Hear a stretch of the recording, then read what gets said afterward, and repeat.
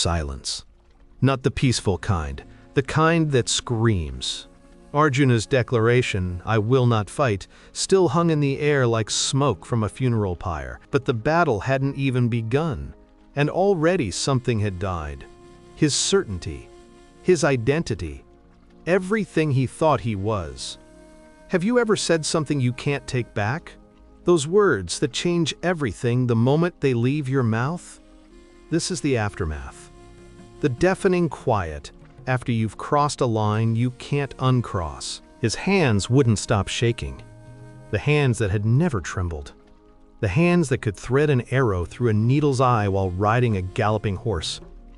Now they shook like leaves in a storm. Your body knows before your mind accepts. It knows when you're about to do something that will destroy who you are. Do you listen to your body? Or do you push through thinking willpower can override what your deepest self is screaming? Krishna didn't move, didn't speak, didn't try to fix it. He sat in the charioteer's seat, reins loose in his hands, watching. Sometimes the greatest act of love is not rushing to save someone from their crisis. Sometimes you have to let them fully experience what they're feeling before wisdom can enter. When someone you love is breaking down, what do? Do you rush in with solutions? Or do you have the courage to just sit with them in their pain? Two massive armies stood frozen, 100,000 men waiting for two men in a chariot. Waiting for what? No one knew anymore. Time itself seemed confused. This moment between decision and action, this space where everything hangs, we all know this space. The moment after you've said something you can't take back. That unbearable tension when the world is waiting for you to move, but you can't. When everyone's eyes are on you, and you're paralyzed. Arjuna's eyes wouldn't focus. Everything blurred, not from tears, but from something deeper. His reality was fracturing. The story he'd told himself about who he was, what he stood for, why he fought, all of it crumbling. And when your story breaks, you break with it. We all have a narrative. The hero of our own story. But what happens when the story stops making sense? When the character you've been playing doesn't fit anymore? His throat felt like it was closing. Each breath a fight. Have you ever felt that? When anxiety grabs your throat and won't let go. When your body rebels against what your mind is trying to make you do? That's not weakness, that's your deepest self saying, "This path will destroy you." Most people override this warning, push through, prove they're strong, and they succeed at destroying themselves. His skin crawled. An actual physical sensation, like insects under the surface. Warriors don't talk about this. The nausea, the vertigo, the feeling that you're trapped in someone else's body. But it's real. It's the body's way of screaming when the mind won't listen. Because the body doesn't lie. It doesn't care about your reputation, your duties, your image. It only cares about survival. And sometimes survival means refusing to fight. The Gandiva lay on the chariot floor, the divine bow given by Agni, the fire god. Never defeated, never broken. But what use is an unbreakable weapon when the hand that holds it has shattered? We accumulate power, skills, achievements. But none of it matters if we don't know why we're using them. The greatest tools in the world are useless in the hands of someone who's lost their why. Krishna's eyes held something Arjuna had never seen there before.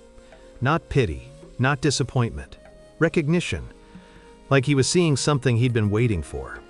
The collapse wasn't the problem. The collapse was the beginning. Sometimes you have to completely fall apart before you can be put back together correctly. Because being put back together wrong is worse than never breaking at all. Dust settled around them. The horses stood still, not even shifting their weight. Even they seemed to sense, this is not a moment to disturb. There are moments in life that demand their space. The death of a loved one. The end of a relationship. The realization that everything you believed was wrong. You can't rush through them. They're sacred, not in a religious way. Sacred in that they transform you. And transformation needs time. Arjuna's fists clenched and unclenched, trying to hold on to something. But what? His duty? His honor? His identity as a warrior? All of it felt like sand slipping through his fingers. We spend our lives building identities. Son, warrior, husband, friend. But what remains when all those roles are stripped away? What's left when the labels fall off? That's the question that terrifies us. And the question that frees us. Krishna shifted slightly. The smallest movement, but Arjuna felt it like an earthquake. Here it comes, he thought. The lecture, the command, the disappointed speech about duty and honor. But Krishna did something else, something unexpected. He waited. True teachers know you can't teach someone who's drowning. First, you let them reach solid ground. Even if it takes all day. Even if it takes a lifetime. Minutes passed. Or hours. Time had lost meaning. Arjuna stared at nothing. Krishna sat still. Two men in a chariot. One collapsing. One witnessing. This is what compassion looks like. Not fixing. Not solving. Just being there. Fully present with someone's pain. Your nervous system can't process trauma and teaching simultaneously. First, you regulate. Then, you learn. Do you know how hard that is? To sit with someone suffering and not try to make it go away? To trust that the breaking is necessary? That's love. That's wisdom. Arjuna's lips moved. No sound came out. He was trying to explain, trying to justify, trying to make sense of it to himself. But how do you explain that your body and your duty are at war? That your dharma demands one thing and your heart screams another? Some conflicts have no words. The sun had fully risen now. Harsh, unforgiving light. The kind that shows every crack, every flaw, every truth you've been hiding from. In the darkness before dawn, Arjuna had been confident. In the full light of day, with his family in front of him, he saw clearly. And clarity destroyed him. Krishna released the reins, let them fall. The horses didn't move, they weren't going anywhere. This chariot had become something else, not a vehicle for war. A classroom, a confessional, a space where one of history's greatest warriors would learn something no battlefield could teach him. Krishna stood. Slowly. Deliberately. And then he did something remarkable. He stepped down from the charioteer's platform, came to Arjuna's level, sat beside him, not above him, not driving him, beside him. In that moment, everything changed. He wasn't the charioteer anymore. He was a friend, a witness, an equal. Two men sat side by side in a chariot, behind them 100,000 soldiers, in front of them another 100,000. But in that moment, none of it existed. Just two people, one in crisis, one in complete presence. This is what we all need in our darkest moments. Not someone to fix us, someone to sit beside us.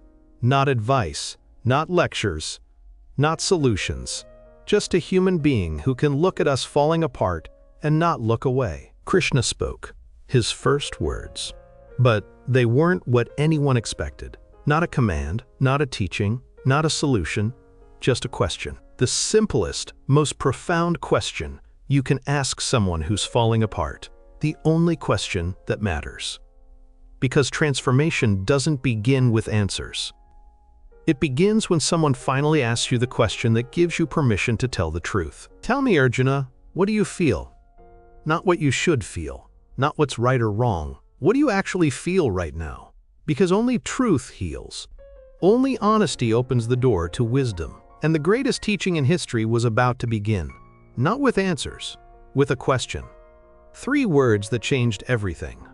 What do you feel? The silence ended. The Gita began. And it all started with permission to be honest.